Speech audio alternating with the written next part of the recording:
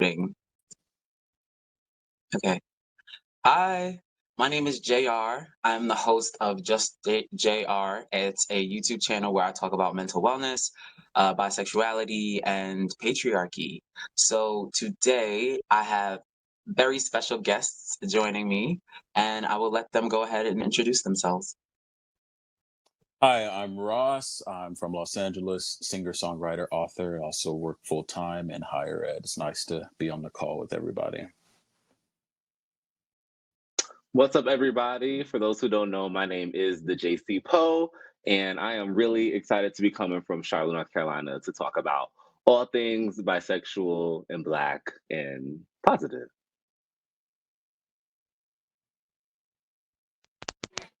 Hi, my name is Stephen Underwood, author, coming in here from Jamaica currently, so there's that. But we're from Columbus, Ohio. Hey everyone, I'm Louis and I'm creative and I'm out here. Yeah. Yeah. So I brought all of these beautiful people together today to talk about ending misogyny, patriarchal women, and ashy Black Twitter. So I think that it will be helpful, I think, to start off by sort of unpacking what I mean when I talk about like patriarchal women or patriarchy. And I think there is like a few other better ways than to sort of quote bell hooks on the matter. So this is from The Will to Change, Men, Masculinity, and Love. And what I'm reading comes from page 22 of this book. Okay.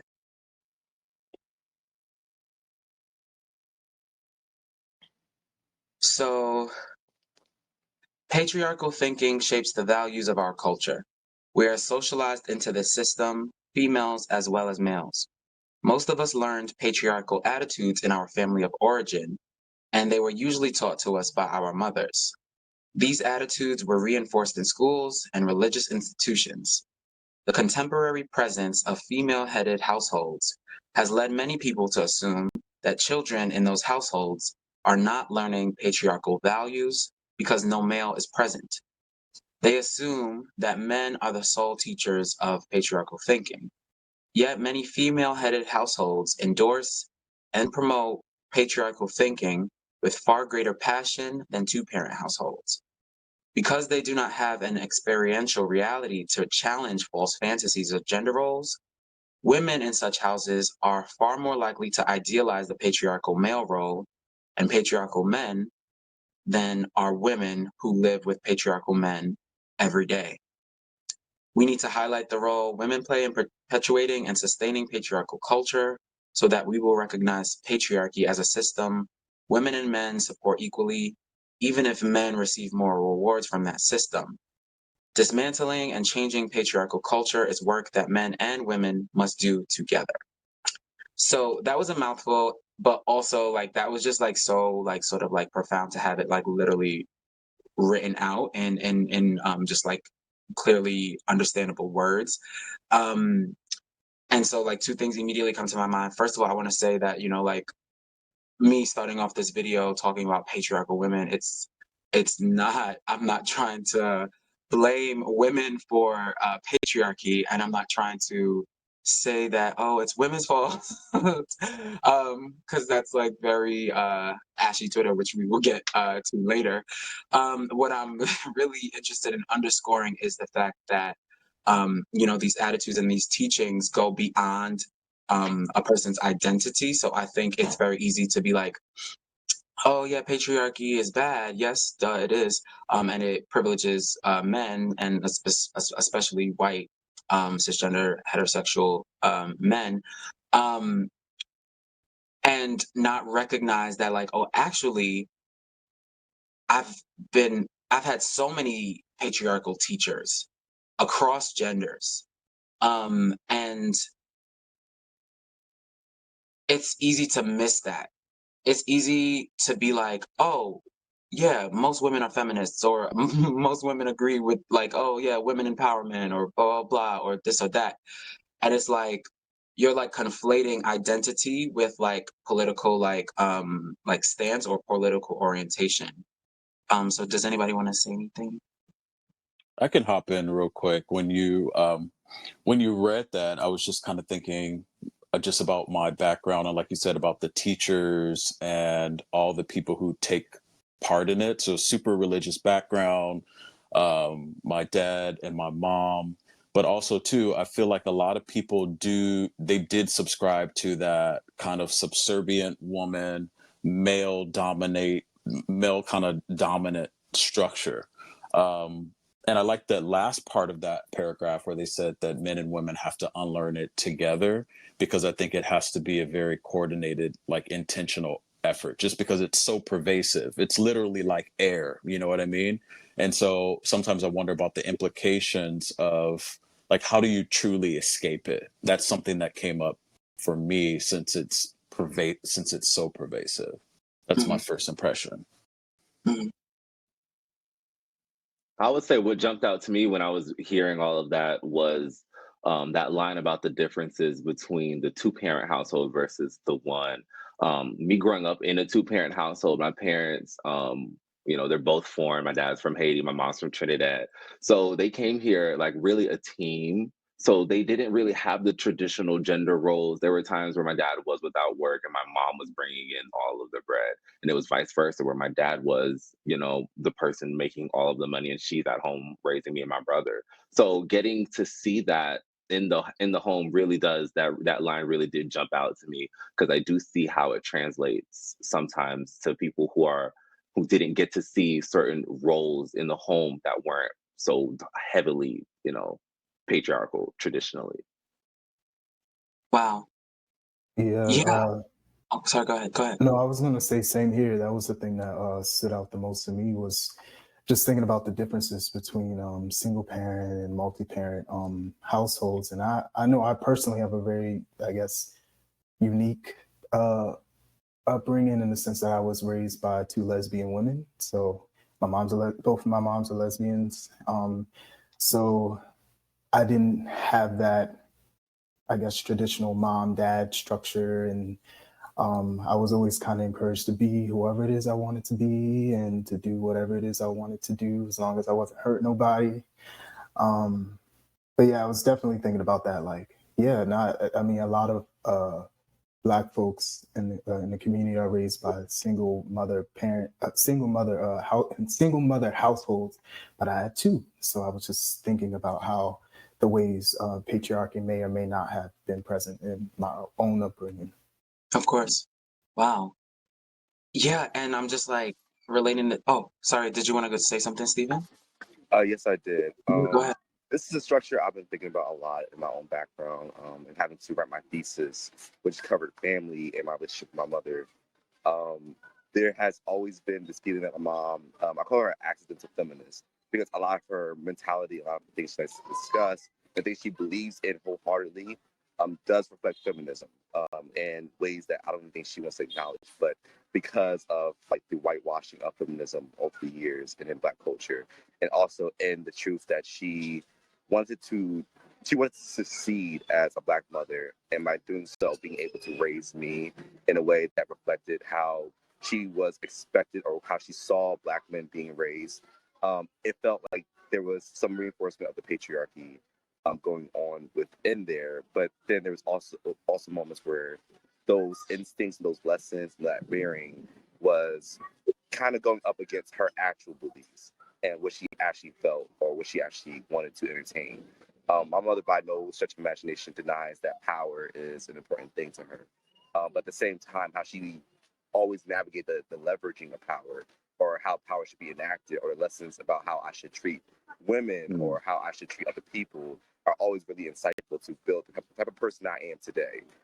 So adhering and like always trying to go up against how I know, like how people discuss, like, oh, Black women reinforce patriarchy too. Black women don't really care about X, Y, and Z. Um, it gets interesting because I just know foundationally from my experience versus what happened versus how I know the reality of the situations to be. Those things don't always go together. And that patriarchy in situations like what people might call a single parent household Even though I didn't really grow up in one, it's a very complicated story. But it doesn't always look like the violence that people have framed it as online. You know, there's the truth, and then there's the reality of the experience. Wow. That part. Right. I was gonna say, like, in terms of how I was raised primarily by my sisters, my older sisters, and my mom. So, I mean, my mom was at work a lot though, but I mean, yeah, my older sisters and my mom. So I was raised by women, and so I think for a long time, I had a lot of trouble, like around like gender roles and stuff because it was so like enforced. It was like, oh no, like you don't do this because you're a boy, man. You're gonna be a man one day.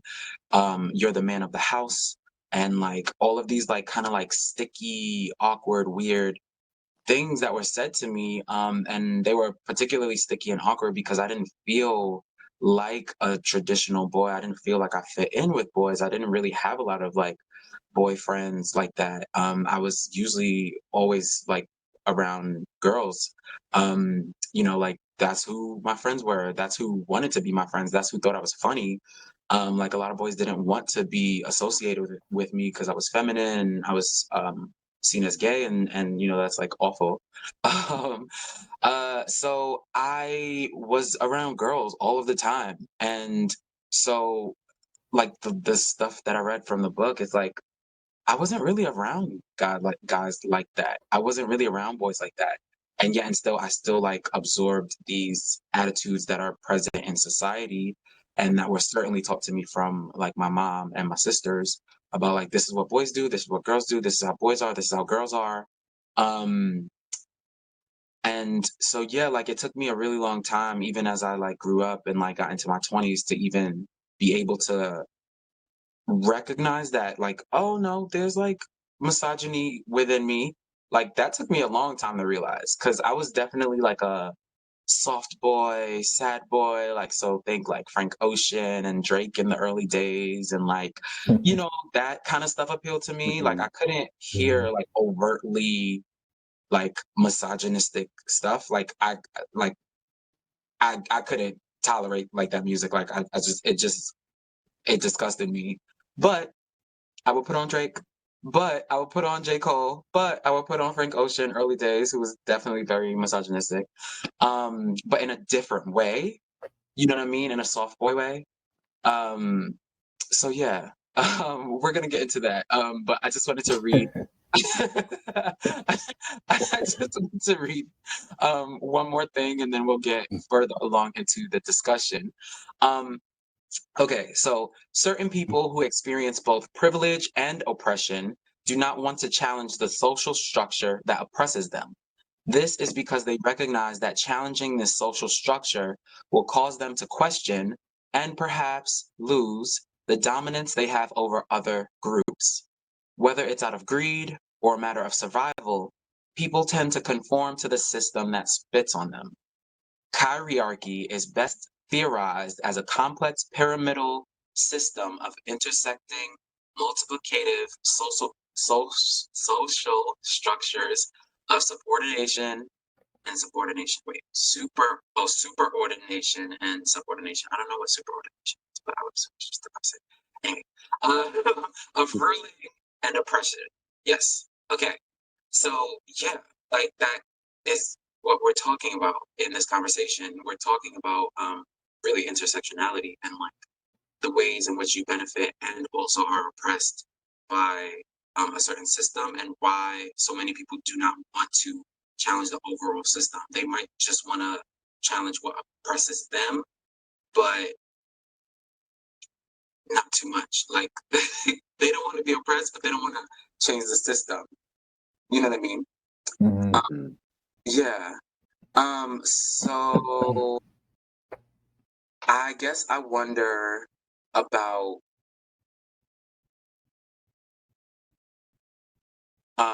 some impactful memories of experiencing either biphobia, homophobia, queer antagonism from a girl or woman, from all of you. I just kind of wanted to say that, like, for me, like, patriarchal women almost always see me or saw me as like a thing, like an object, not a human being. And whether that was like a disgusting, disease-carrying thing as a bisexual man, or an entertaining thing as like a person who's like somewhat funny, I guess, and like feminine or whatever, or a thing that can afford them a great sexual experience.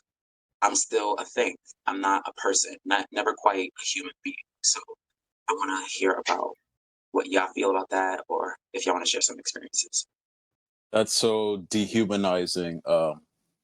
Like what you just shared, like just towards the end of it, it's dehumanization. And actually, I feel like we know that a lot of variations exist in the world. Like we know that people are kind of negotiating with the system and doing what they want. But I feel like sometimes patriarchy is like an old pair of shoes. And think I've said this. Can you hear me okay? Mm-hmm. Yeah. I think I've said this. I feel like patriarchy could feel like an old pair of shoes for everybody. It's kind of like you just know how that shit works because it's in media, it's everywhere. But to answer your question, I have definitely experienced a lot of phobia, kind of like stuff growing up. I remember in my workplace, there was a girl who I had a crush on back in the MySpace era. And yeah, I don't know if any of you guys are old enough to remember MySpace, right? Yes, definitely. So You wanted to be in her top. MySpace. yeah, right. I want to be your top friends. Yes, your top three. But so this is kind of when I was trying to get used to the whole bisexual disclosure type of stuff. So that is a separate conversation, but I thought I was doing well. So it's like, okay, I'm interested in you. I'm going to tell you like that. It's like, hey, I'm bisexual. You know, I think that you're really whatever. I was wondering if you could hang out. So she decided to tell like my whole workplace. She was like, hey, so Ross is gay and he's like trying to go out with me. And so I remember that as a teenager, early teenager, just how that made me feel because I'm interested in you. I'm not gay. Why would you tell the whole like floor some false information? So that is kind of, I don't know what phobia that would fall into, but I felt like that kind of introduced me to a lot of different kind of behaviors that some women choose to do. And I feel like that's, I mean, yeah, I don't know. And after that, I just started to kind of withhold that information. So I mean, there's a lot of lessons that I learned from that, and that has affected me in quite a long way. You know, because you have to somehow forgive her while at the same time be comfortable in yourself. Like there's a lot of stuff going on there. Yeah. I'm sorry I've to hear had that.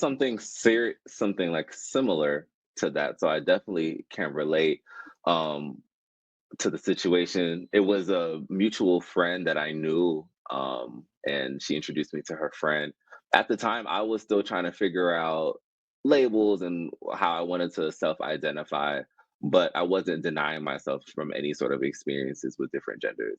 So when I met her, and she was into me and stuff like that, and she was like, she kept questioning, like, are you only into girls? Are you only into girls? I was like, yeah, like at this point, like, yeah, I am, but I wasn't fully honest with her in the situation. She, was upset, like you said, later on, and spread news like, oh, he's gay, and when I did come out and stuff like that. But we ended up, having a lot of relations anyway. So I don't understand why there was so much phobia in the discourse before we even, transpired. I don't even know why it even happened, but it's crazy.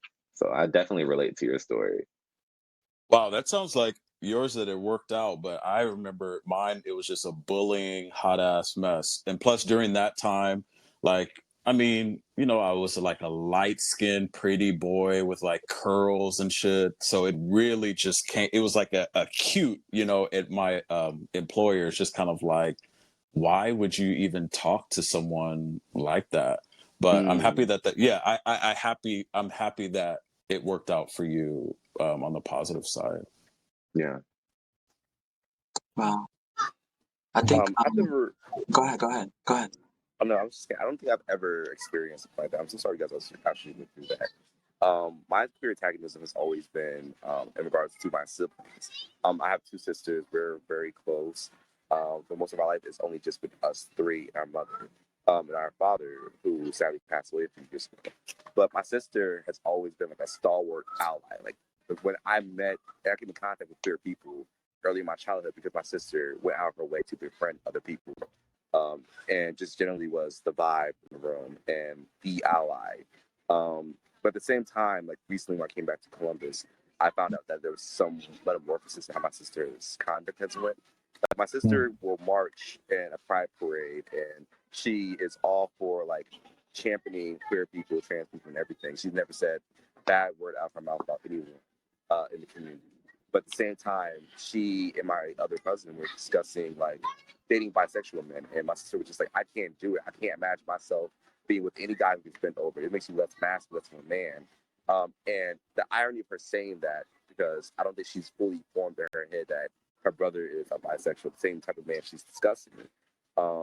Triangulation of like that direct statement towards me and being in proximity to me, and how much a lot of it was just her saying things out loud that she thought reinforced her femininity and her blackness, and like things that she felt like, oh, this is just things that, you know, if you're a black woman, you say and you perform. But it's like, I know for a fact from her actions that these two things don't really compute or don't go together. So it just feels mean in the moment. That family shit cuts deep. I'm not gonna hold you. Yeah. Yeah, I definitely have had you know, people in my family say things and do things toward especially other bi men. Like, oh yeah, like this we had the perfect dating experience. Like we went out many times and like they were fun, they were smart, they were emotionally intelligent. I was attracted to them. They made me feel beautiful, blah blah blah. And then they disclosed that they were bi, and from that moment on, I just couldn't believe that they actually were really attracted to me, like they were really interested in me as a woman. And I can't really tell you, like, that does not feel good. I mean, I know, like, obviously, like, a lot of that has to do with the programming that the media has done around bisexuality in men, Black men especially, and how, like, the large majority of the representation of Black bi or Black pan or Black fluid men has been written by people who are not Black fluid bi pan men. So, like, the stuff that's out there about us is not created from people like us. And that was like a big inspiration for me starting, excuse me, that was a big inspiration for me starting the hashtag bisexual men speak, but also developing like the YouTube, like there's a YouTube playlist, a bisexual men YouTube playlist of just like tons and tons of videos of just bisexual men on YouTube, just speaking about different aspects of their experience. It's like getting it from the horse's mouth. Like instead of like hearing like what other people have to say about us and decentering ourselves from our own narrative, like my intention was just to like compile videos so that we are the ones talking about what it is to be a bisexual person. And then I think situations that have cut me the deepest or that I've experienced the most of, most repetitively, most consistently throughout my life is, like I said, I was raised by women and all of my friends were women for the vast majority of my life. So I would befriend these people, I would make them laugh or they would make me laugh, and we would share things and we would go through life together as friends in like middle school, elementary school, high school, whatever, college. And then they would date overtly homophobic men. And that was always that was a consistent thing throughout like my childhood, throughout my life, really. And it's like, whoa, like that's few things hurt me as much as like things like that. Um And JR, did they know at that time, if you don't mind me asking, did they know how you identified? Like, did they have a sense of like, hey, my new boyfriend is saying this. Oh shit, my best friend identifies like this. Was there any kind of Well, okay, so you know how like a lot of schools or like I don't know, like most schools or most towns have like, oh yeah, you know, the gay guy or like, oh that queer person or whatever. Like I was kind of that for like my elementary school, my middle school, my high school. Yeah, people kind of like it was like, oh yeah, you're definitely not straight. Like I didn't really ever really sort of like pass until like I would say I hit like my mid 20s or something like that. Then things started to like change. So yeah, they knew. They definitely mm, knew. The people I'm talking about, yeah, definitely. yeah. So that felt so it sounds like it felt almost like a personal attack. Like, wow, you're my friend and you're dealing Yeah, with this person. Yeah. yeah, it's very weird. Mm. And then also like some of these people are people who like I've confided in that, oh like yeah, this fucked up thing happened or whatever. And they're like, yeah, that was fucked up. And then it's like surrounding like queerness. And then they're dating someone who is like overtly, you know what I mean? Hmm. So those situations like definitely cut really deep for me. Um, um, yeah, no fun. I wouldn't For me, recommend. I think I can definitely like echo that, JR. But I from growing up with sisters, and witnessing, like, I think there's something with the conditioning that women, especially Black women, go through about like, how they need to navigate their relationships, which is they prioritize them romantic relationships over even your platonic friendship, no matter how close they are. So you get Mm. situations like this where like, oh, it's okay, I'm dating a homophobic person because that's a more important relationship than like the relationship of how safe you might feel by me like partnering up with this person, spending time with this person, and in many ways like echoing like sentiments shared in proximity with this person. It has nothing to do with our friendship, but this is like me looking out for like that long-term investment of love for myself, and partnership. And I feel like it doesn't just stop like in elementary school. I've seen it as I'm navigating my 20s happen over and over again. Luckily, many of the people who I'm thinking of when I say that have unlearned that and went, actually, maybe I shouldn't put all my eggs in just the romantic basket, uh, fortunately. But Mm, it's definitely something I noticed as a part of like Mm. your conditioning that it's what you do. You're supposed to put romantic and like the potential of a future husband before the Mm. needs of your friends and their observations about how this partnership is impacting them, as if it doesn't matter what your partnership does to your immediate close like boundaries and circles and relationships. wow. Mm. So that was so like that was very profound and very like true. The next question I want to ask is related to this. Do patriarchal women upset you more than patriarchal men do?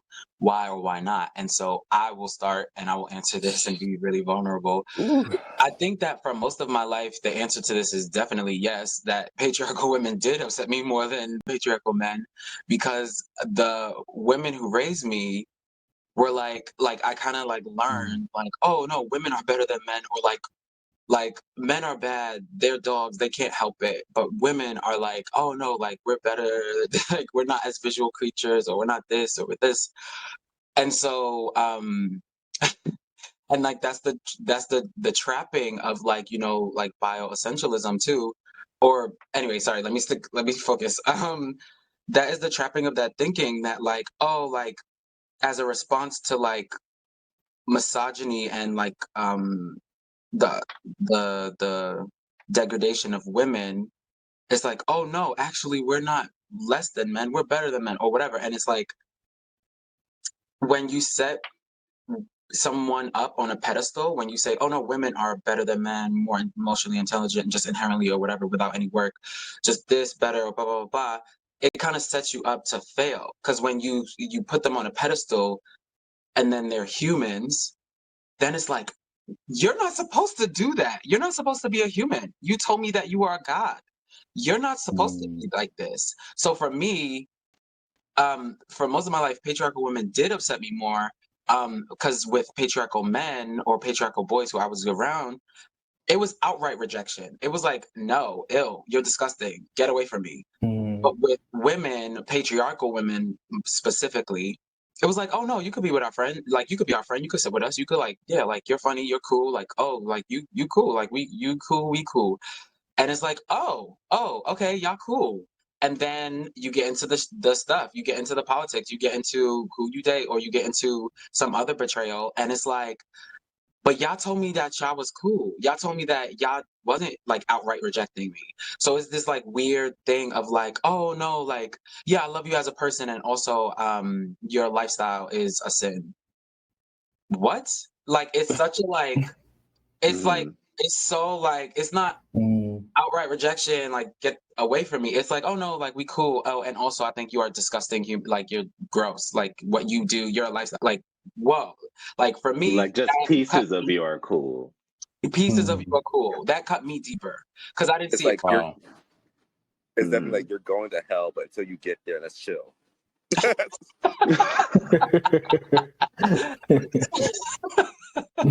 And so how do you reconcile a patriarchal woman as a bi man without being misogynistic? I feel like that Mm. and that no, like that's literally where I got stuck. And when I was reading some of the stuff, I was like, that's where all the things overlaps. How do you reconcile patriarchal woman as a bi or pan fluid man without being misogynistic? And so my Hmm. barber once said, we were talking about something when the Roe v. Wade situation happened, when they did the reversal.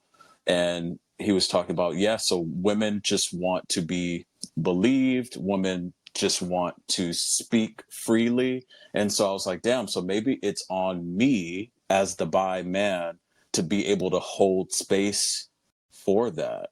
You know what I'm Mm. saying? Because if they look at it like, okay, I don't have the ability to speak as a woman. You're still a man, and you're bi Mm. man. You're still a man. So maybe I have to be able to hold space for that in order to not be misogynistic. Because even in the bisexual men's group that on the app, sometimes I wonder, like, if you correct biphobia, if you tell people about themselves, like, am I not allowed to do that because that's misogynistic? Like, can you attack the ideas without attacking the person? So those are just some of the things. That's kind of where I get stuck, like how to correct and inform and to stop without being labeled or checked as a misogynistic man. Mm. Mm. I think for me, uh, the the feeling that I got about like combating it is that I don't, because I'm like, there's no, for a patriarchal woman, I've came to the realization around 25 that there's nothing I can do nor what I want to do that is worse than having to live an experience where you're reinforcing things that can also be reflected right back at you, and probably already has in your life 1,001 times. So it's not really a lot that I can do with that. However, in the same stance, like I learned about my divine masculinity from my mother. Um, there's lots of people who kind of like go back and forth with it, but there is a truth to me and my experience that women can uphold their own form of masculinity, not toxically, but masculinity as in your enforcement of your power, and your presence, and your right to exist in a space with safety and your boundaries intact. Um, that I walk to situations, and if I find active aggression being hurled at me, I don't worry about like the basically like the PR of like the actual interaction. How does it look for me to be speaking to a woman in this way? I worry about like you are creating harm at me. I need to address it and express my boundary that you can't keep doing this to me, and it's not okay, or remove myself from the situation afterwards. But first, I have to vocalize that something definitely wrong is going on, and if we can't communicate about it, we can't continue. Because it's Mm. my right as a human being, it's also their right as a human being to be notified that, hey, you're doing something wrong to me currently. And whether or not that's your intention, I think it's a fair deal of me to let you know that this is having this kind of result. Um, and so it's always really hairy, because I think a lot of theories suggest that, oh, no, you shouldn't, or at least people misconstrue the theory that no, you shouldn't. You should just brave through and take it, or you should take on more than it's probably your share of the load to carry the weight to rectify the situation. But in reality, like, you're a human being, and like there's limitations to which you're able to do, and there are limitations to which you're able to stand and tolerate, because the mind can only take so much. Malui? I was going to say I 1,000% agree with Stephen on that. I know for me personally, I try to model the behavior I want around me in my personal interactions with folks. You know, how the larger society behaves and perceives me and engages with me, that's none of my business, for real, for real. I mean, I'm impacted by it, but it's like none of my business ultimately. But like for the folks that I care about and I love, like I try to, I don't know, just model, lean into like my divine masculinity, as Stephen pointed out, like just really try to like lean into my softness and use tact and like give people the dignity of knowledge, because I feel like in one way, if I'm not addressing something that's wrong, that's, for me, I also perceive that as me saying like they're not able, knowledgeable enough to understand something and course correct. So I'm like denying them that privilege to kind of like correct themselves. But of course, if something is like really violent, you know, I'll just remove myself from a situation altogether, because, you know, fuck all that. I mean, so, excuse me. We can curse, Chuck. Oh, we can curse? Okay, cool. Yeah, but fuck all that. So I just, you know, I just try to lean into like the softness of the situation, try to educate through the way that I model my interactions with folks. And if they don't get it, you know, I open the floor, and if they're not willing, it is what it is, you know. So that always falls. So then it sounds like what you're saying, that it is our job to do that work and be able to be able to emotionally, I guess, get to a place. Because I guess I probably should have said, so I've interacted with a lot of women over the pandemic via Clubhouse, the audio app, about topics like this and other topics. And I'm just curious to know, like, what happens in your mind when like you meet a bisexual dude, or like he's trying to talk to you, like what is happening? And some of the stuff that they are saying happens in their mind is just like, wow. And then when you try to say something, it's like, well, let women speak. This is what women think. So it sounds like, so it's always going to be on us to be able to calibrate, know when to get out or get in. And maybe that's why community spaces like this are important, to see like how people are dealing with it, so we can kind of like support ourselves, you know. I don't know what you think about that. Yeah. I, Go ahead. I was going to say, I don't think it's, I don't know, maybe it's just semantics. I don't know. But I don't think it's our job to do that. But I do also recognize that it's the work that we have to do for ourselves. I can't quite eloquently elaborate on the distinction between the two, but I really don't feel like it's our duty to really educate, you know, like even in the context of anything else. Like if someone is a part of a privileged group and they're disenfranchising folks in their language and their interactions with folks, it's not up to the oppressed in that situation to kind of educate that group. But at the same time, there is work to be done in figuring out how to navigate those spaces and deciding, again, if this is a moment where I want to educate, I can educate or engage in a situation and like change the narrative of what's happening, or do I need to remove myself? But I don't think it's necessarily like our job. You know what I mean? I don't know. Yeah, I think if you give too much virtue to it, you start getting that, like, the energy of trying to be a hero. And I don't think there's any real heroes in the situation. Me, I think I've said this to JR all the time. I'm an entirely self-centered being. I do things that I feel like satisfy me and the needs that I have, and most of the time that just turns into just things people will code as being kind or nice or doing something heroic, just because I'm not an asshole. No one feels good being an asshole. And so when you look at it as you're doing things for yourself, you remove the heroic aspects of it, and you might feel less righteous about the actions you're doing, but you find that you're able to take on the loads and the battles that you're able to handle. And I'm so sorry, but in the same vein as saying I'm self-centered, I have to go. Have to go. It's okay. Thank you guys for having me, and make sure you guys keep up with Bisexual Men Speak. Follow JR, my love, my friend, and thank you again. Shout out to Steve Underwood. Thank you, Steven. Love Bye. you. Love Bye. you too. What I wanted to say, Ross, like I really appreciate everything everybody just said. To me, it sounds like, like getting on an app like Clubhouse, especially in certain rooms that popped up during the pandemic.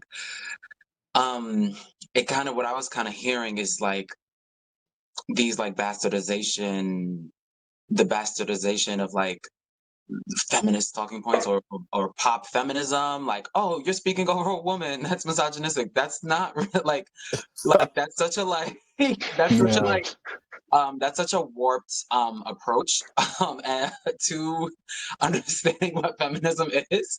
That is such a warped, horrible approach. And it kind of reminds me of how, like, like conservatives tend to purposefully misunderstand topics or certain things, and then argue it from the misunderstanding or the bastardization of the actual talking point. Like, you're talking about this specific thing, and they're like, oh, so what you're really saying is this, and then they'll argue from that place. Mm.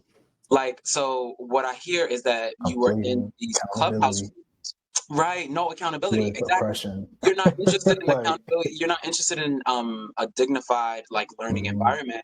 Like, especially on Clubhouse, I've seen like lots of those rooms are just like horrible. So like echo the chambers. people and the people who go to those rooms, no shade, like the rooms I'm talking about, or actually shade. The people who go to the rooms that I'm talking about, they go with a particular like thing, and the people who are drawn to those rooms, like with the title, oh, bisexual men, blah blah blah, they're not there to learn or hear Yeah. other Exactly. perspectives. They don't care. Like, what? Like, so like engaging with bad faith actors is not a great thing to do. It like will literally tire you out and potentially like trigger and traumatize you. And that, like, it sounds like, like, obviously they had their turn to speak. I know how Clubhouse works, and then it was your turn to speak, and then you start presenting information. It's like, oh, you're talking over a woman, you're being misogynist. That's not, that's disgusting. That's absolutely Yeah. disgusting. That's not like, principal feminists would not be like, oh yeah, like like no, that's like. So I think this kind of also brings us into something I definitely wanted to talk about how some people use certain things from particular ideologies as empowerment versus a commitment to that ideology. So just because a woman is a woman, that doesn't mean she's a feminist. That doesn't mean she's made a commitment to feminism or opposing people, all oppressed people, or people opposed by gender.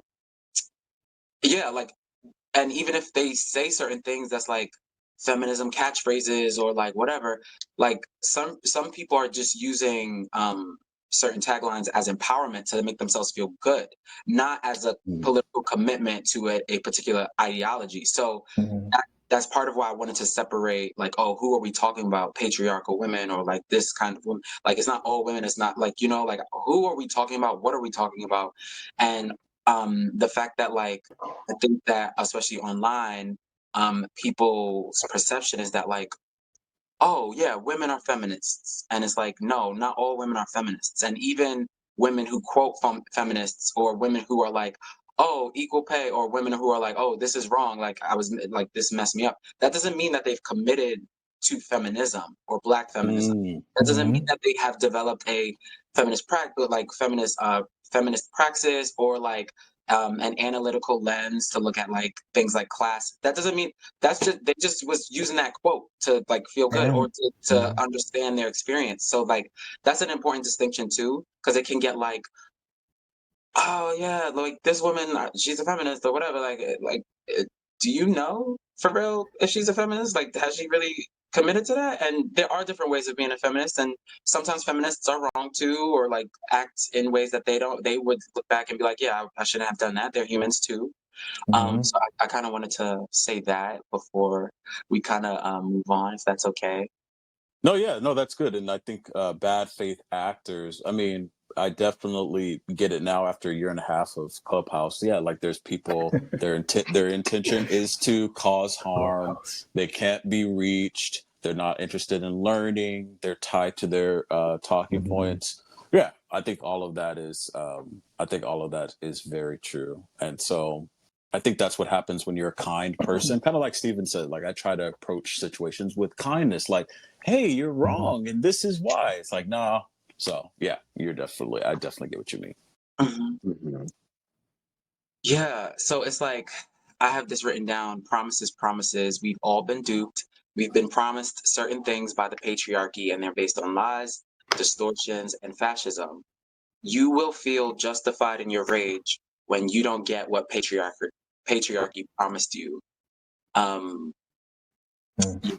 Um, I also have written down for a lot of women, men who make them feel sought after and special, while also making them feel incredibly unsafe and unseen politically, emotionally, and physically, are their comfort zone, which I think is one Mm. reason many women, specifically patriarchal women, flock to patriarchal men, because patriarchal men make them feel seen and or like special and sought after.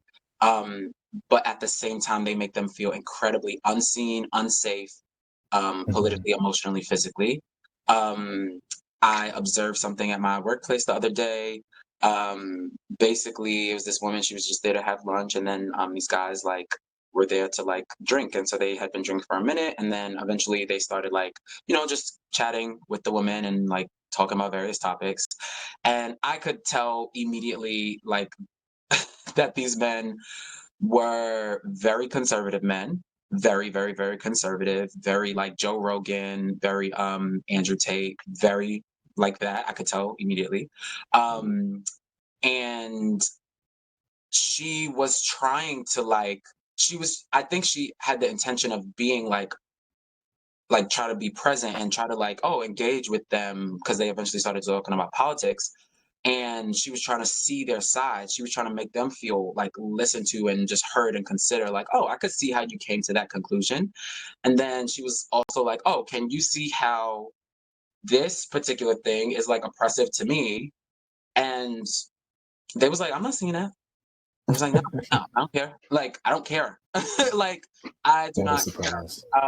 They were Mhm. definitely Trump apologists. They were definitely like very, very conservative. And she was like with them. She was with them up to a point. She was like, oh, I could see that. Oh, yeah, that makes sense. Oh, blah. And then she got to like, oh, yeah, women's access to their bodies with like bodily autonomy, and then they just immediately was like no, like like no. It was like no. Wow. They just kind of like was like, oh, anyway, back to what we were saying. And she got so like worked up and she was so invested, and Wow. she wanted them to see her too, because she was willing to see them. She was willing to see their side, and she just wanted them to see like, oh, and actually, like, can you see my side too? Like, oh, I can see you how you got to your political whatever, but do you see how like politically that's like bodily autonomy is like the most basic? That's not even like a complex Ah, matter. Mhm. Bodily autonomy, and it was like, no, I'm not like no.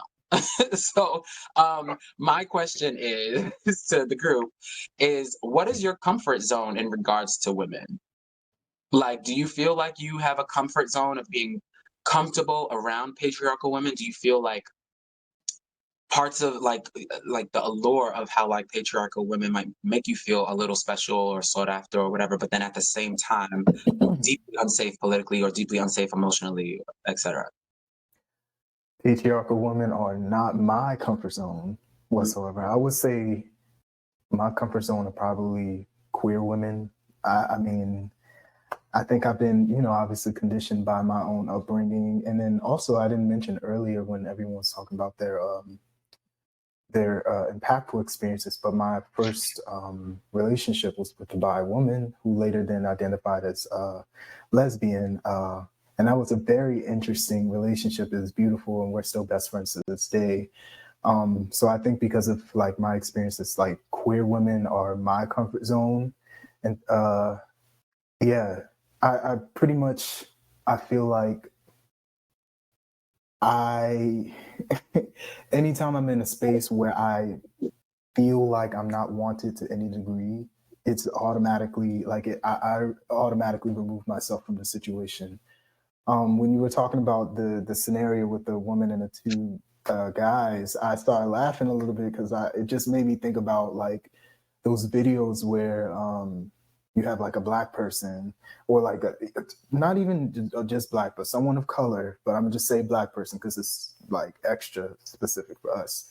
When they are engaging romantically with white folks and have a preference for white folks in their dating patterns and stuff, and then they act gagged when they do something white.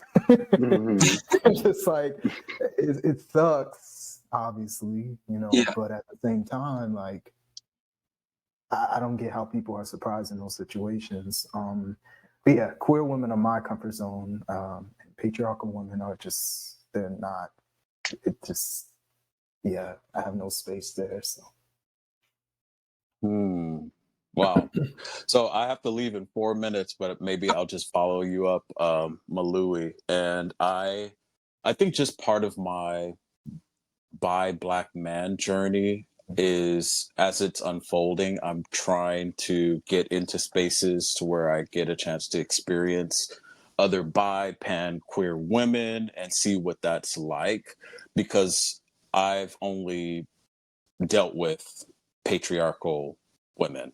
And I feel like how I experience that as a BBM or bi black man is, and this is a really weird, I wonder if you guys can relate to this, is like, okay, so if you have some woman out here who's agreed to go out with you, like you better pay for everything. Like you better come on point, job on point. Like there's no question who's about to pay for this because of all these built-in kind of ideas, right? And so I'm used to that level of discomfort, and I don't know what it's like engaging with a woman who does not subscribe to that. And actually, it was a queer woman, a bi woman, who pointed it out. She asked me out for coffee just to link up, chat, catch up, whatever. And so like I pay for the drinks and all that stuff. And she was like, "Oh no, I invited you. Like, why would you pay?" And so even in that little example, she took me down the road of unpacking why I felt I needed to pay. And so that's kind of how I discovered like, okay, so patriarchal woman's like, okay, low key, you understand them. But it's like I want to experience something else to see how else I'm able to show up and experience myself. You know what I mean? Mhm. Because I don't want to deal with a patriarchal woman who is like, what does that even mean? Like now that we've had this conversation, it's like there's so much more. Like life could be so much richer, you know, when you kind of put yourself and your experiences at the center over some other ideas that are oppressing people. So, yeah. Well, I thank you definitely so can much. relate to that too. Sorry. I know Ross has to go, so I just wanted to thank you so much for your time and like your contribution just now. And then, Oh yeah, yeah, for sure. Thank you. Yeah, no problem. And I want to hear JC, since you said you oh, can relate, just before I tap up. Yeah, I just want to hear your Yeah, experience. like when you said like your type of woman, and you said with dating and coming all put together and stuff like that, that is something that I feel is present with a lot of women. So trying to unpack that in those certain situations where if this person invites you out, are they the one that's going to be paying, or if you invite them out, you're going to want to be paying. But I definitely would say my comfort would probably be not patriarchal women. It's just not, it just for me, it's just too much conflict whenever certain situations like that do arise. I would say more so independence, an independent type of woman is more so my comfort zone, not like patriarchal though. Someone who doesn't mind being um independent, can do for their own, doesn't have to really rely on certain situations to make a decision. mm, and thank you. And I think for myself, like this distinction and like this sort of like label that we're using for this conversation, patriarchal woman, helps me to really like hone in on what the discomfort and the stuff that I've repeatedly experienced is and was. I was like, I cannot understand because like Ross kind of was like, oh, like earlier about like, oh, is like, you know, calling out these women, like, is that misogyny and like kind of like those Mm. ideas. And like, I was like, why am I having certain like misogynistic ideas? Or like, why am I like in my mind only able to imagine a woman in a particular way? And like, that goes back to comfort zone. If your comfort zone is women who think like this or operate and move through life like this, Mhm. yeah, you're gonna have certain like sort of beliefs, especially based on your own experience in various ways with various different people, women specifically, because they're all like a particular kind of type, or like they're all committed to a type of thinking or way of being. But that's not how all women are. Do Mhm. you know what I mean? Yes, Mhm. yes, I do know Oh, what okay. you mean. Yes, but I'm gonna tap out, guys. Of course. Thanks. Okay. Thank you so much. Bye. Yeah. Uh, So yeah, like that was I realized that like yeah, patriarchal women were my comfort zone for like most of my life. In my friendships that I chose, in like when I like well for their like for a long period throughout my 20s, I was not at all interested in engaging with women, even though I was still attracted to them. But before that, like it also dictated like who I was interacting with too. Like that yep. was my comfort zone. And now I'm in a different part of my life. I'm in my mid 30s now, and I finally feel like I've done like a lot of the things that I wanted to do in terms of like healing work, to where now I can engage with women again, and that feels amazing. And I know for a fact that like patriarchal women are not my comfort zone, and um, as friends, like patriarchal women are not my comfort zone, and same with patriarchal men. So, like, even if they're queer men, like a lot of queer men are still like attached Mhm. and actively invested in patriarchal thinking, patriarchal beliefs and behaviors. And it took me a while to like, you know, like rediscover or re-establish what my comfort zone was, and that was not an easy process. But we'll get more into that as we go on. Um, Uh, I have a question for both of you. Since it's only three of us now, we all get to sort of like speak if we feel up to it. What has holding on to misogyny cost you in the past? see, mm, I still have that frame of mind where it's like, what's for me will be mine. So I feel like if to just simply answer the question, it hasn't really cost me much in my mind, because I feel like if I have to kind of sacrifice my inner morals and ethics and beliefs and stuff to perform a certain way to obtain something, it feels less qualitative to me, and so I just kind of let go of it. And the things that I was able to attain and accomplish and experience as a result of me letting go of all that bullshit feels so much more. So I never felt the inclination to really hold on to like misogynistic views once I became aware of them, Mhm. because I couldn't get anything from it. Like if I performed a certain way to obtain a partner, that's only going to go a certain way for a certain length of time eventually anyway. So I never felt like I lost something particularly. Now, to other people looking at me, they might be like, oh, you could have been this, you could have done this, you could have been here, done this. I get that. But for me personally, I don't feel like I lost anything, to be honest, because I never really held on to it. You know, once I become aware of something, it's like, all right, I got to do the work if I want to get something better for me and what I want for my life. But I don't feel like I lost anything. I don't know. Yeah. I feel like for me, it holding on to misogyny, it cost me tapping into my femininity. I feel like that's what it really cost me. But like you said, once you become aware of it and you let go, you really can tap in, and it really doesn't feel like you're losing out, because it really doesn't. It's your frame of mind at the end of the day. Once you become aware of it, you have control over a certain situation. But I feel like it really did cost me a lot of situations where I could have tapped into my femininity earlier in life. But now that I'm comfortable and aware of self, I don't have any problem with holding on to misogynistic views, expressing femininity, masculinity. It's just who I am as a person. It really just Exactly. boils down to that. But I feel like that, it could have different communities and groups and people that I could have touched earlier on in life if I would have been more so self-expressive and honest and true and authentic. I think that would have been something that kind of cost me there. Well, I think holding on to misogyny, one of the things that cost me was feeling like I could trust women. Um, I felt like I was always going to be betrayed by women, and I had been betrayed by women many times, patriarchal women. So holding on to misogyny definitely like cost me like the ability to trust women and feel safe around them, like really safe.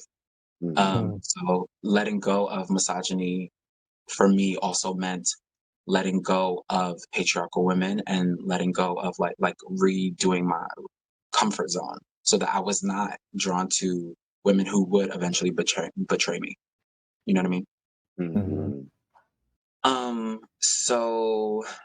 I wanted to just talk about, for the people at home, I wanted to give you like an actual tool if you are interested in unlearning misogyny or even unlearning like biphobia toward like men or people or whatever.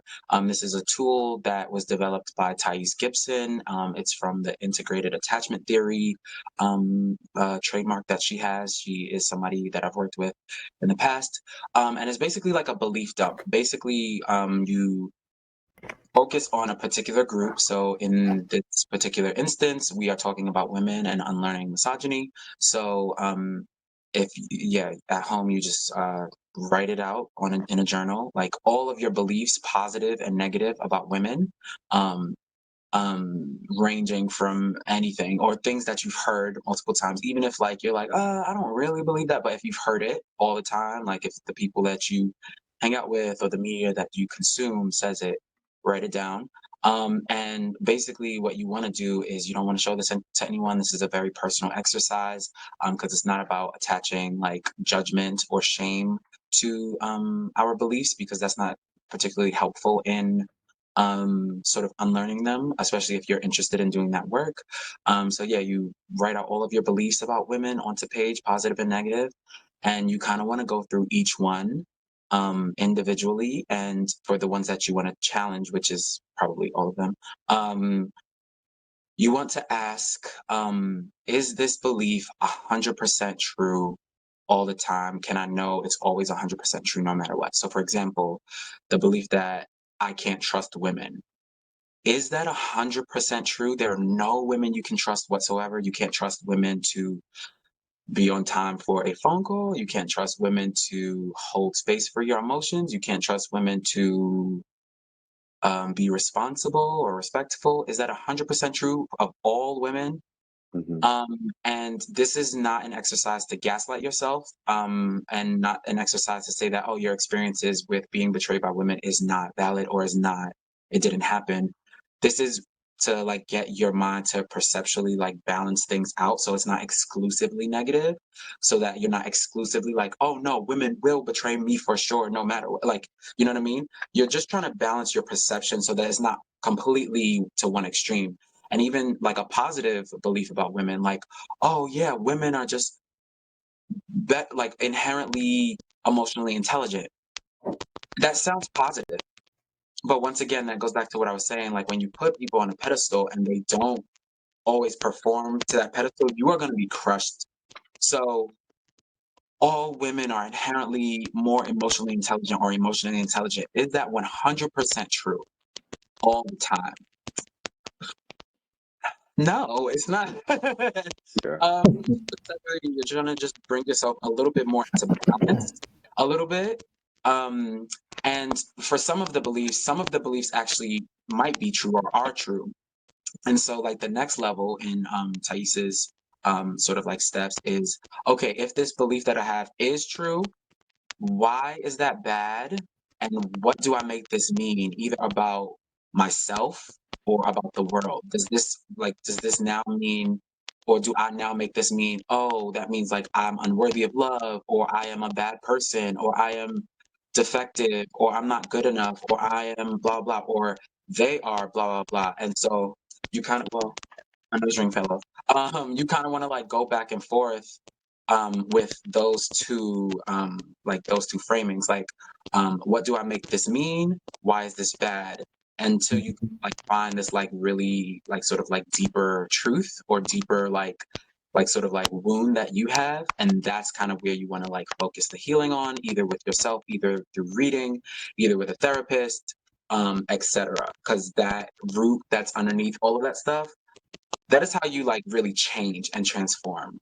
And that's like really my intention, or like my interest in being on the internet, or being talking about these things. Like, like, it's not just an intellectual exercise, like, oh, misogyny is bad, don't do misogyny. Like, okay, yeah, but like, what's underneath that? Or like, how do we actually get to solve this stuff? Like, I'm really interested in solving misogyny. I'm interested in like, like the change. And it's not just gonna come from like sort of like shaming, or it's not just gonna come from mentally knowing, oh yeah, that's bad. You got to do the belief work too.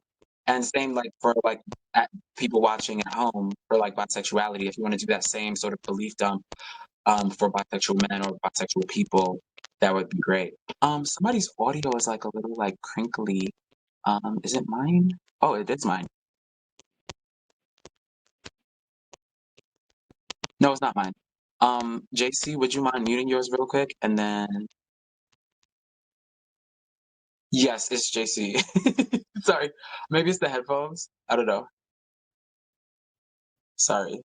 Thank you, Malini. Um, okay. So, oh, you're taking your headphones out, or maybe changing them or something. Um, so yeah, I hope that was helpful for anybody who wants to do that. Yeah, it's still like some noise issues, JC. Okay. Yeah, JC's figuring it out. So I wanted to move on. Oh, we're almost at the end. Oh, yay. Okay. So I had the panelists today watch a video. Um, did you see? Oh boy. So yeah, the video. I had them watch the video, and this video is of a bisexual man. It's a channel called Say So on YouTube. That's much better, JC. Thank you so much. All right, good. So the name of the video is DL Bisexual Men's Biggest Fear is Homophobic Females. Ciao. Challenges and Double Standards. So that's the title of the video if you want to go ahead and go look at that. But I wanted to bring this to the group because like it's pretty bad, guys. It's pretty bad. I mean, if you couldn't tell from the title and the use of females, like it's pretty bad. And so this is like from a Black bi man, and it just kind of reminds me of so many of the things that we've been talking about in this conversation about like hierarchy, and like the ways that you benefit and are oppressed by the same system, and people not being interested in addressing oppression, like patriarchy. They just don't want to be oppressed, or they express discomfort around being oppressed while actively oppressing other people. In that video, I mean, that guy said a lot, and like it was hard to watch for a couple reasons. One of them being that I was that guy once upon a time. So it was hard to see that. It's hard to like see ideas that you've had on somebody else. It's like, oh no, like you don't identify with that like old part of yourself or whatever. Remove the mirror. Yeah, the mirror is like, ooh, no. Yeah. Like, and then also obviously the other part of it was like he was just so incredibly like misogynistic and disgusting, like from calling women females, and also I believe he used the B word a couple times. And a couple of the other things that he said were like fat phobic and misogynistic and whorephobic, because he kind of talked about he talked about how like, oh, there are, in his experience, there are like some women, I won't say the word that he used, there are some women who are open to dating a bisexual man, but all of them are sluts, or all of them are like this, or they're like, and so it's like, okay, so the women that you're saying that are into you, you are repulsed by them, because they are not like wholesome. That's the word that he used. He said like they're not wholesome women. The women who are open to dating by men are not wholesome.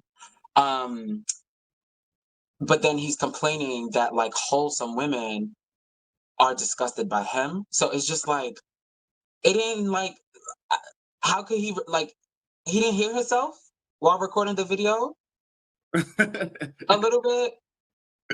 Never. He just hit stop and upload and then walked away from the computer, child. He never played it back, reviewed it, nothing. But there were pieces But of things that were when he was talking about situations, and it was too much.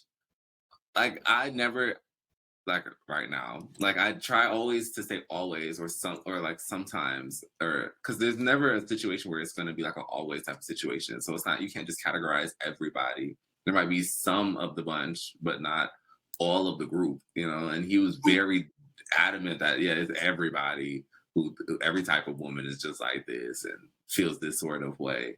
And I think he was just talking about his own experiences. He just didn't convey his message the way he felt like he thought he was, I feel like. Yeah, I didn't completely throw the baby out with the bathwater. Honestly, it felt like it felt like one of the bi guys in the hood, or like the DL guy that eventually found himself from one of the niggas I used to grow up with, like talking. And it was just like there were so many things I got the ick from, like, oh, you're saying female and da da da, and then you're also like colorist and fat phobic, but like Yeah. I hear you, but like it was one of those situations for me. There were definitely things that he said that were facts, but I feel like they were also kind of like watered down and kind of complicated with all the other isms that he is yet to unpack and address. So I don't know. And then I don't know what his audience is, but based on some of the comments I was able to peek at, it was like a lot of women, women of color, Black women as well. I don't know if it was like mostly Black women or not. So I don't know. I just saw like 5 comments really. But yeah, they were not like here for it. And I get it. I get why, but yeah. Nuggets. They were nuggets. They were nuggets. Yeah. So There's many things. yeah. Like, So, yeah, certainly about like double standards and stuff. And yeah, you're completely right about like the colorism and texturism. And there was also a part that was kind of hard to hear too. And we don't have to stay on this for too much longer, but I did want to say like there was like this sort of intense focus around like if a man is able, like, wait, I could say this, yeah. If he's yeah, able to get hard, if he Yes. could, if Sorry, a I was dude is like, able to get hard with a yeah. fat woman or something like that, yeah, that level. yeah. And Oh my God. and it was like it was a lot of focus on like male anatomy, or like a penis Yeah. getting hard, and like that being the determination of someone's sexuality, which is like just so incredibly antiquated and ridiculous. But this is literally like the stuff that I grew up hearing too, Yeah. and especially around like adult male performers who were bisexual, like there was such intense scrutiny and focus and like, oh, does he get hard? Does he stay hard the whole time? And blah blah blah and this, da, da, da. And that is the determination, like that's the determinant of your sexuality.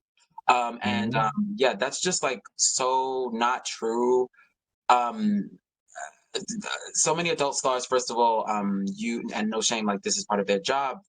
They use like enhancing drugs, like they to in order to stay hard or whatever. Also like those sets, like it's not like the video might be 30 minutes, but it might have taken all day to shoot those things. So I guess I'm just saying, like, especially for porn, like there's so much reason why somebody would be hard or not hard or half hard or whatever. Uh, but then down to like actual real people, there are many reasons why a person with a penis can't get hard for somebody that they're attracted to. There are many, many reasons, especially as you get older, as a person with a penis. Many, many reasons. There are also like belief reasons too. Like we did that belief work earlier, and so like you might experience attraction to someone, but if you literally feel unsafe and you believe that you are unsafe with this person or this gender or whatever, that could be a block too. Or there are many reasons. There are many reasons. But I just thought that was like so incredibly ignorant of him. But I liked how you phrased that, Mal. Like you were talking about Malui, like it reminded you of like the hood, like bisexual dude who just hasn't really done a lot of like reflecting or reading or whatever, or unlearning, and just kind of like, yeah, certain things is nuggets, certain things is true, and then it's like sort of like crowded by all this other like stuff. Yeah, definitely. Because even in that example, when he was like, if you're not able to get hard for that person, that doesn't mean that you're. And then I was like, that's true, but like you're also using the biology of it. Just it's like I got it, but at the same time, there's so much work to do, and having the conversation. You know what I'm saying? So yeah, it was it was a lot from the bi women rejecting the bi men, the colorism and fat phobia stuff, just the whole concept of disclosure and being a DL person. And at some point, I feel like he really like blamed or put most of the onus on Black women as to why DL culture exists. It was just a lot. It was a lot. Yeah. It was a lot. But yeah. I had so many thoughts. So many thoughts. So we are pretty much at the end of the conversation. So to close us out, I was gonna read something from Bell Hooks again, but I wanted to know like if anybody else wanted to say anything or sort of maybe talk out like something that we already kind of mentioned or something.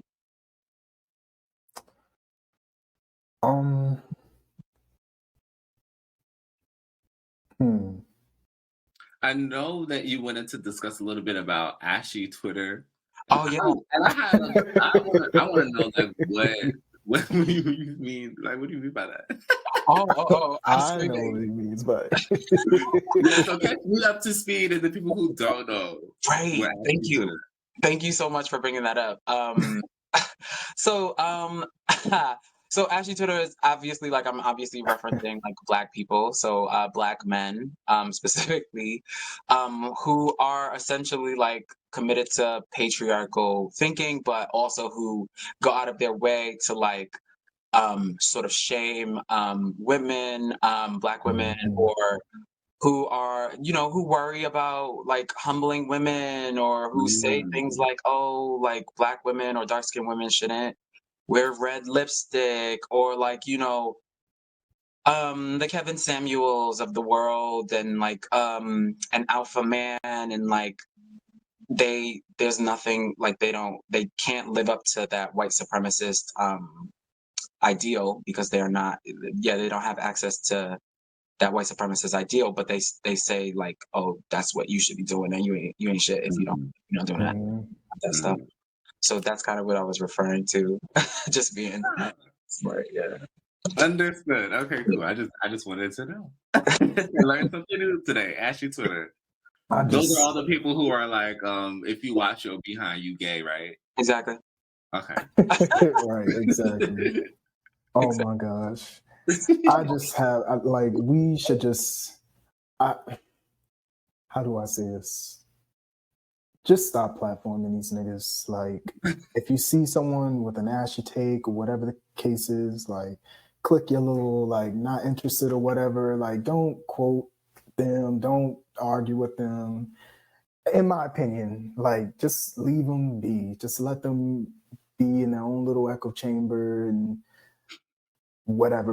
Because there ain't nothing changing. You know what I'm saying? Like, they're capitalizing off of it. They clearly see some social value in adopting these ideas. So just please stop responding to them because I'm tired of seeing it. And I only see it not because I follow that kind of content, but because people are responding to that kind of content and it makes its way to my shit and I'm over it. So yeah, That just reminds stop me of like, responding to the Ashies. Take that power away. right, send them some cocoa butter and keep it moving. The Queen No, Helene's.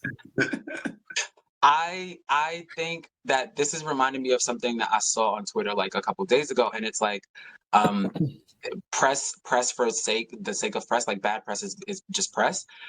So there's this adult entertainer and adult. I'm talking about a porn star child, or like a OnlyFans creator. That's not the same. Yeah, He's in elsewhere. and he lost his account, so he just got a new Twitter account, and he was like, how do I get my old followers back, or like how do I get like my name out there? And so the way that he decided to do it is by participating in misogyny, and like he took a photo. I think it was with a bunch of wait, do you know what I'm talking about? No, but I'm Oh, already just kind of just like, he oh took a Lord. photo, and he was standing next to a white woman, or I think a couple white women, if I'm not mistaken. And his caption said something about black women in it, like, "Oh yeah, I could never trust them," or like, "Oh, like, they're horrible," or whatever. And so, obviously, like the image of like a dark skinned black man with a bunch of like white women, and then that caption, it's immediately gonna kind of get the eyes on it, and that's kind of what you were saying, about how like quote people quote retweeting and arguing and blah blah blah. It's literally doing exactly what he wanted to do. He wanted Just let to him have just it. get he just wanted to get his name out there and like get his following up and obviously get subscribers, and then also it's like some guys do like believe that or whatever. So now he has his own tribe or whatever. But at the same time, like, I guess it's important to talk about like how all of this content is militarizing young men, and also like leading to real world harm and like femicide, and like you know increases in violence against black women, especially in New York. And like that this has real world harm. It's not just like, oh yeah, they're in there talking, they're in their echo chambers and just like having conversations amongst themselves. Like these beliefs that they're festering, and like all of this hate that they're festering, is not only influencing like the next generation of boys and men, but it's also causing them to go out and like enact real violence. Yeah. So it's really like one of my intentions with this video was really to talk about how to address misogyny and how to unlearn it, because some men do want to unlearn it and they just don't know how, and they don't know where to start. You know what I mean?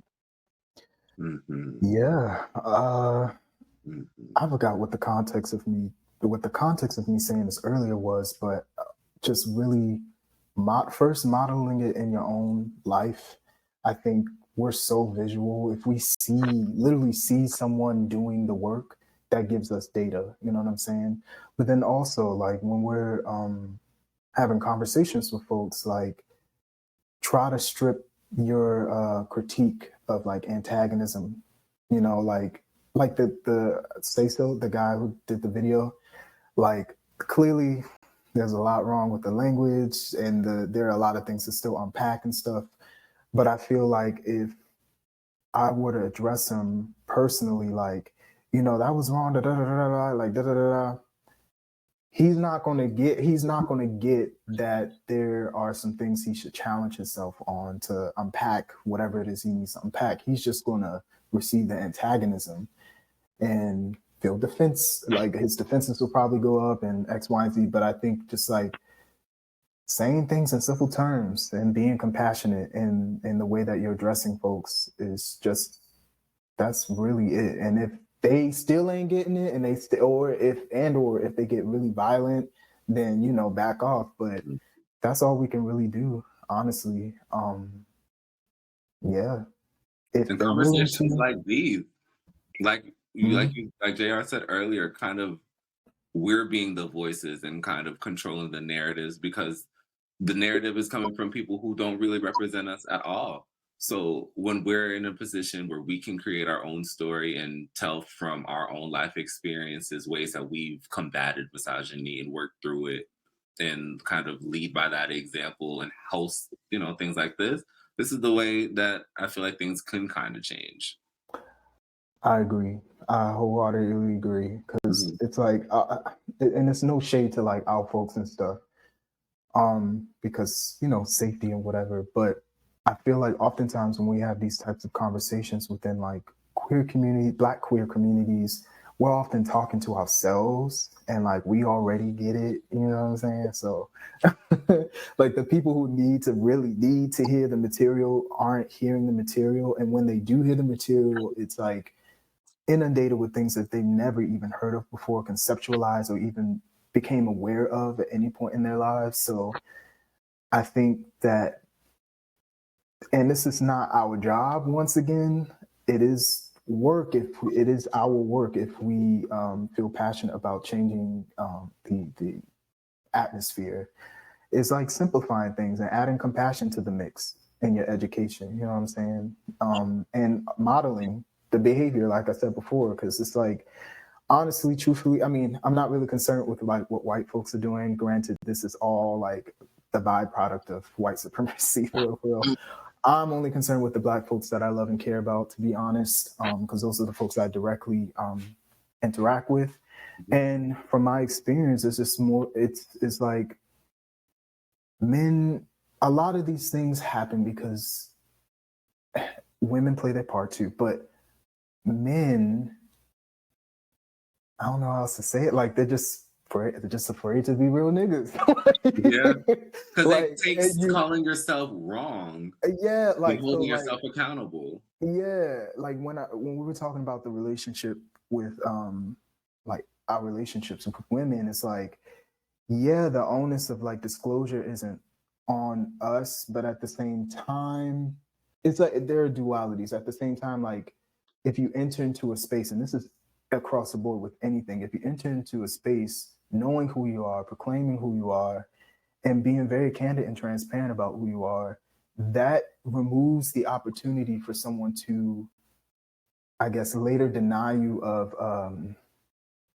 any form of access based on who you are. You know what I'm saying? Like when I'm starting to vibe with someone, they're gonna know who I am. Like my sexuality, my political view, like they're gonna know those things. So it's not a thing for me to like, I can't even conceptualize being DL, because it's like, how do you get to a point where you've had this entire relationship and they don't even know something as integral to you as like your sexuality, your politics around gender, all these different things. And I think a lot of that is rooted in the fact that a lot of men in our community are just afraid to be real niggas because they worry about what other men think. Not even the woman, like it's not, so it's like, from my understanding, my perspective, like a lot of men wouldn't even, I guess, show up as they are in their relationships with women because they're afraid of how that information will be passed on to other men, which are other conversations about safety and violence and aggressing and all this stuff. But I feel like that's one of those sacrificial things. Like if you're showing up as you are, like people can take it or leave it, you know? And like, unfortunately, a lot of times, like being authentically yourself in our community opens the door for a lot of like violence and unsafety and like our survival being threatened. But it's like, in my mind, I'm like, do you want to live for yourself or do you want to live for others? Again, with the question about like, what did I lose, or like what the cost of things were, like I ultimately won't feel like I really lost much if I showed up authentically as I am and experienced things as a result. I would actually feel like I like lost a bit if I was kind of like hidden and I was able to gain things, and that would actually feel really weird to me. So what I hear you saying is that like your comfort zone is from a place of owning and accepting who you are, and every part of who you are. But other people's comfort zone is shaming parts of who they are, and not looking at parts of who they are because they don't like it, and they attach shame or judgment to parts of who they are. Or even if they do like it, like even if they do like those parts of themselves, they don't like how society perceives those things, And I know that's currently like in my own personal unlearning, like that's kind of like a challenge for me, where it's like I'm cool with who I am, like I'm cool with what I am, my beliefs, like I know how I show up in the world, and I'm solid in the way I navigate my relationships with folks. But it's like I can't control how the larger society perceives me and how they respond and or react to my unlearning. Like my unlearning is like a target, or it's like a lighthouse. in many respects, it's like, you can be inspired by the work and or feel threatened by it because you're triggered about the things you're not able to reconcile within yourself. Like you can apply that principle to a lot of different things, but in terms of like my queerness and my Black queerness, especially in our community, it's like when they see someone just authentically being themselves, niggas be mad. They be mad for multiple reasons, but I can't affect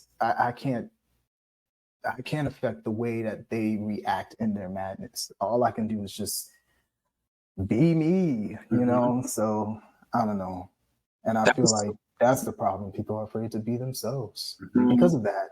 You have to make a choice. That was so deep. Unfortunately. Right. And I just kind of wanted to point out like just this last thing, just about like, when we talk about oppression, it's experienced interpersonally, intrapersonally, and institutionally. And so like, there's an aspect of like the self-shaming, the self-guilt, the self denial, or this like the not fragmenting of self, but like, yeah, kind of like judging aspects of the self. So all of that internal biphobia, panphobia, all of that internal sexual shame or shame in general. And then there's the community effect of like what people around you think and believe about specifically bisexuality, pansexuality. And then institutional oppression too. And how it's facing it on all of those levels. Yeah. So, did you want to say one last thing before I read and then we close out? No. Okay, cool. So this is once again from The Will to Change, Bell Hooks, Men, Masculinity, and Love, and this is on page 7. When I was in my 20s, I would go to couples therapy, and my partner of more than 10 years would explain how I asked him to talk about his feelings. And when he did talk about his feelings, I would freak out. He was right. It was hard for me to face that I did not want to hear about his feelings when they were painful or negative, that I did not want my image of the strong man truly challenged by learning of his weaknesses and vulnerabilities. Here I was, an enlightened feminist woman who did not want to hear my man speak his pain because it revealed his emotional vulnerability. It stands to reason, then, that the masses of women committed to the sexist principle that men who express their feelings are weak really do not want to hear men speak, especially if what they say is that they hurt, that they feel unloved. Many women cannot hear male pain about love because it sounds like an indictment of female failure. Since sexist norms have taught us that loving is our task, whether in our role as mothers or lovers or friends, if men say they are not loved, then we are at fault. We are to blame. Mm. This is so powerful because it is accountability. It is talking about the ways in which, like, her political commitments as a Black feminist still the ways in which, like, oh no, I actually what I am drawn to about men, or my idea of men, is this thing that is actually not that is like harmful to men. Like this idea of like being inhuman, not human. Okay. um, and so like that is so real. That is so real that she wrote that on page 7. That's like the intro of the book. Real. Bell Hooks is real. Yeah, she is. Yeah. And I just think it was just so beautiful because it really like helped me so much. Like we're all wrestling with this stuff. We're all trying to unlearn, or not. We're not all trying to unlearn patriarchy, but the ones of us who are committed, there are moments where we are like trying to pull things apart and wrestle with and like unlearn and relearn. And so I like, you know, with me talking about patriarchal women, I don't want people to turn their ire toward patriarchal women.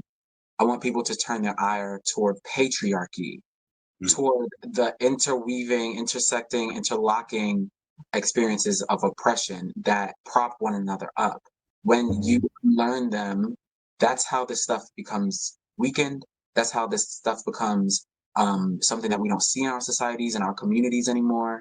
Because we have different and better and healthier ways of relating with one another that don't involve domination and violence, but instead involve like care and community and exchanges. So I hope this conversation was fruitful for anybody listening, and I really appreciate y'all. Thank y'all so much for like chatting with me, and this was absolutely beautiful. So I really appreciate y'all. Oh, Thank absolutely. you It was so so much much. fun. This was great. Wait, am I doing it right? I don't Yeah. know. Cool. Let me stop the recording. How do I do that? Let's see. Again.